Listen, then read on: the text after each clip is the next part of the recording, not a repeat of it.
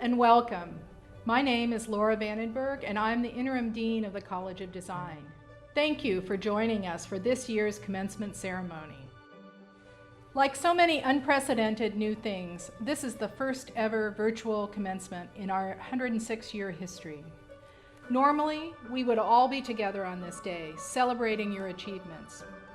We are missing the music, the processional, the hugs and cheers as individuals cross the stage. We'll even miss sweating in the hot sun in our black gowns. Though we are separated, each in our own places, I hope you have meaningful ways to appreciate this important accomplishment. It is a pivotal moment, both a marker of all you've accomplished and experienced, and the start of an exciting next chapter. Always there is uncertainty as students make this transition, not knowing what is ahead. For the class of 2020, these unknowns are certainly magnified. But what I do know is that nothing prepares you better to adapt, innovate, and create your own future than a great education. Your time at the University of Oregon has equipped you for all that lies ahead. To not just face any challenges, but to lead. To help generate solutions and see new directions. The College of Design is an incredibly diverse network of programs. Intellectually, professionally, we span a broad range. Even physically, we are spread across 14 buildings in 2 cities. We are truly a diversified ecosystem with many rhizomes spreading outward. What makes me most proud to be part of the College of Design is the integration of thinking and action that I see across all of our disciplines. That combination is powerful. Knowledge and critical thinking are manifest in the work we do. Ideas lead to action, and actions in turn spark new ideas. This synthesis is what makes me optimistic for your futures and the contributions you can make. You are equipped to be engaged citizens, capable of both imagining and creating a better, more just world for everyone. The world needs your fresh insights, your energy, your commitment, now more than ever.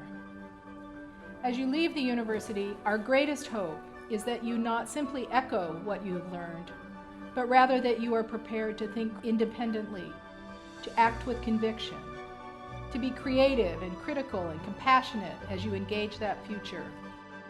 Moments of profound change like 2020 are also tremendous opportunities for transformation and invention. You are ready to rise to that opportunity, to meet this moment. We are proud of you, we believe in you, and we're counting on you. Congratulations to our class of 2020 graduates.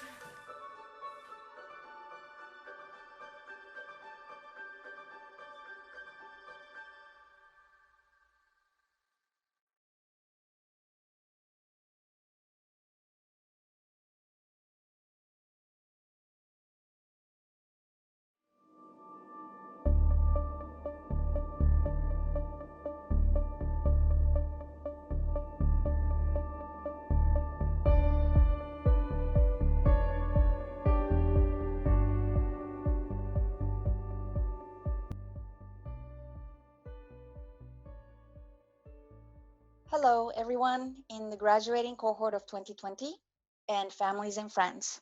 My name is Akiko Wali. I am the Maudie Kearns Associate Professor of Japanese Art and the Chair of the Department of the History of Art and Architecture. I would like to welcome you all to this HAA portion of this year's commencement ceremony. In addition to the grad roll, where each of you will be recognized and virtually receive a degree from us, your HAA faculty and peers wanted to send you brief remarks of congratulations. This was my first year serving as the department head. In regular years, one of the privileges of being a department head would have been to participate in the commencement ceremony. It would have been a joyous experience to call each of your names and congratulate you in person on this milestone occasion as I hand you your diploma. Alas, that is not possible this year. I am certain I speak for all HAA faculty when I say how grateful we are that you took an interest in art history. Art history teaches us to notice and analyze the visual world that surrounds us and opens our eyes to cultures of the past and present from around the globe. Our hope is that you enjoyed exploring new worlds and new ways of seeing just as much as we enjoyed teaching them to you. We also hope that the knowledge and points of view you gained through your studies will serve as your guide as you venture into a new chapter of your lives. Our alumni have gone on to further studies, teach, work in museums and galleries, practice law, and help others in community service. Whatever path you pursue, please remember that you will always have an academic home in our department and at U of O. We wish that you remember us and your time at U of O fondly and hope you will let us know how you are doing from time to time. I am proud of all of you and particularly everyone who finished your degree through our unusual remote studies in spring. I know many of you are still experiencing hardship. I hope that what you are enduring now will become your strength in years to come. As you know, you are invited to the commencement ceremony next year. We look forward to our chance to say this in person next year, but for now, congratulations to you all and good luck. The graduation speaker for this year's departmental ceremony is Dr. James Hopper, our Associate Professor of Renaissance and Baroque Art. Dr. Hopper's short speech is entitled The Lessons of the Bees, a Graduation from 1589. It promises to be humorous, uplifting, and celebratory. Please enjoy.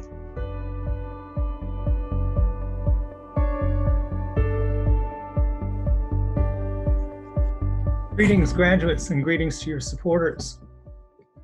As art historians, we are compulsive illustrators. Every point worth making, after all, is worth making with pictures. So when we were discussing what we should say at this unprecedented virtual graduation, I volunteered a Roman Baroque tapestry, which shows the graduation of young Maffeo Barberini from the University of Pisa in 1589. Here it is. And let me just shrink my own self down and make more room for the image. There we go. In the design, Pietro da Cortona and Antonio Gherardi, the artists, give us an idealized, symbol-drenched version of what graduation means. Their graduate was launching off on a dazzling career that would culminate in his election to the highest, the supreme office of the papacy as Pope Urban VIII several decades later. I invite you all, though, to think of him as a surrogate for yourselves as I walk you through this Baroque image with all of its pomp and circumstances. The tapestry is one of a series of 10 that show the life of Pope Urban VIII. In the corners of each panel are the bees, symbols of industry, of civilization, and also, not coincidentally, the family emblem of the Barberini. In the center of the graduation scene, the future Pope stands before a trio of professors defending his thesis in an oral exam. Now, the faculty here is a crusty lot. The middle one is absolutely stone-faced. The one on the right looks like the one on the left looks like he's dozing off. And the one on the right is engaged, but stern and rigorous. I earnestly hope that your experience of the art history faculty here at the University of Oregon was a little less grim. Maffeo Barberini forges ahead, nevertheless, and reads from a book that may remind you of all the papers and theses that you've written during your time at Oregon. The foremost professor seems convinced and already begins to extend a ring, symbol of successful completion, towards the graduate. Flanking that central group are figures representing the subjects that Maffeo Barberini studied during his time at the university. To the left, we see the Old Testament learning represented by a man in a turban holding a scroll, while the New Testament is represented by a figure just over his shoulder of a man holding a codex, the old, the scroll, and the new, the codex. At the other side of the room, on the right-hand side of the tapestry, are figures of applied mathematics, who you see here in the foreground, with his dividers and his astrolabe. And then just over his shoulder, literature, wearing the poet's laurel crown. Now, undergraduates, I want you to think of these as representing the University of Oregon's distribution requirements, ensuring that you've had a well-rounded education. And I hope, graduates, you've had a well-rounded education with us here as well. Returning to the center of the image, as the graduate finishes his oral exams, a trio of allegorical figures descends from the sky to place the laurel crown upon the graduate's head. The laurel is, as mentioned, the sign of the poet, but it is also the emblem of learning and the prize of the victor. In Italy today, in fact, students and universities refer to the college degree as the laurea, the laurel crown. And today, you are all receiving your version, our version, of these laurels. Your diploma, like Maffeo Barberini's laurel crown in the tapestry, is the embodiment of all your learning, and it's a sign of your victory, a victory made up of many small victories, but crowning in the victory today, your victory in identifying, pursuing, and completing a rigorous course of study. So let's look more carefully at the allegorical figures on their bank of clouds. The one who handles the crown, here at left, is a figure who represents eloquence. And indeed, like Maffeo Barberini, all of you Oregon graduates have honed your eloquence through reading, through writing, and through oral presentation. The central figure is Calliope, the muse of epic poetry. In her right hand, she holds a great tome in which the deeds of all illustrious people are recorded. I invite you to think of yourselves now at this moment of graduation as names and stories that are written in that book. The third figure, the winged one on the right, is virtue. And you can think of her as representing all the virtues that you graduates have exhibited as you've walked the road that has led you here. You know your virtues. You know them as well as anybody. Think about which ones have sustained you over your years of study. For some of you, they might include things like industriousness, perseverance, intellect, flexibility, willingness to learn, or even kindness to your peers and willingness to accept kindness from them. You alone know all of your virtues, and I invite you to project those virtues onto this majestic winged figure as you spread your own wings and prepare to launch yourself into the world.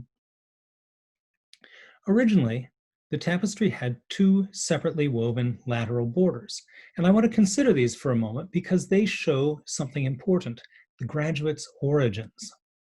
One features his native city of Florence, with a river god and the inscription Florentia Mater. That's the one on the left on the screen right now. The other one shows his parents. In the context of today's remarks, I love that both of these, the hometown and the parents, are both pilasters, the very essence of support. All of you graduates have similar metaphoric pilasters, networks of support in your home community and in your family, whether that's parents, grandparents, or those non-relatives that I like to call honorary family. These are your origins, and you should never forget them. But to them, we may now add a third pilaster, your hometown, your family, and the University of Oregon, your alma mater, which translates, a phrase which we hear a lot, but it translates from the Latin as nourishing mother. One final note. If you look very carefully, on the professor's robes, you will see the motif of the sun. When Maffeo Barberini was still in college, he adopted the sun as a special emblem for himself. He liked to draw it with the motto, Aleosque et idem, which you see here at the left. This Aleosque et idem means the same and yet different. Every day the sun rises, these words suggest. It is the same celestial body, but it is different because it rises upon a new day. I invite you, on this new day of your graduation, to think of yourselves as the same but different. Aleosque et idem. You are the same you that you always were, but you're transformed by each new accomplishment, by each new phase of your life. Try to be the same. Never forget your past, your core, your pilasters, your virtues, but try also to be different as you look to the future and the new and transformative adventures that the future holds. It is not a contradiction to be the same and yet different. So my final words to you are Aleosque ad idem, and enjoy your laurels. Thank you.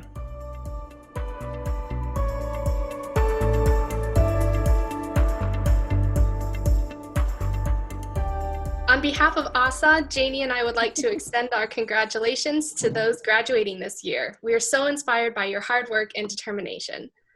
It has been an honor working and learning alongside of you. We are proud to be your classmates and to have had the chance to represent you this year. Congratulations. Congratulations.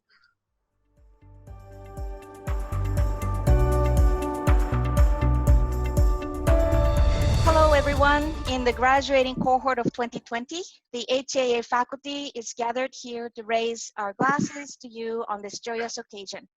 Congratulations, and may your path ahead be filled with happy adventures and discoveries.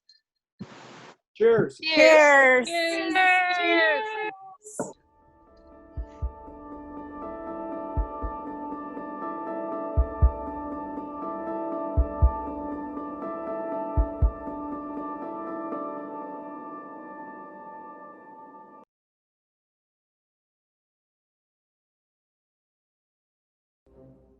Zoe Lalonde, Emily Beckstrand, Zane Casimir, Liam Maher, Ray Root,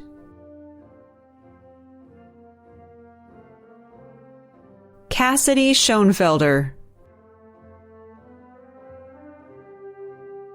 Rose Sleenbeck, Thea Bradley Varner, Caitlin Jones, Kimiko Kozaki, Brianna Liberty, Pat Rankin,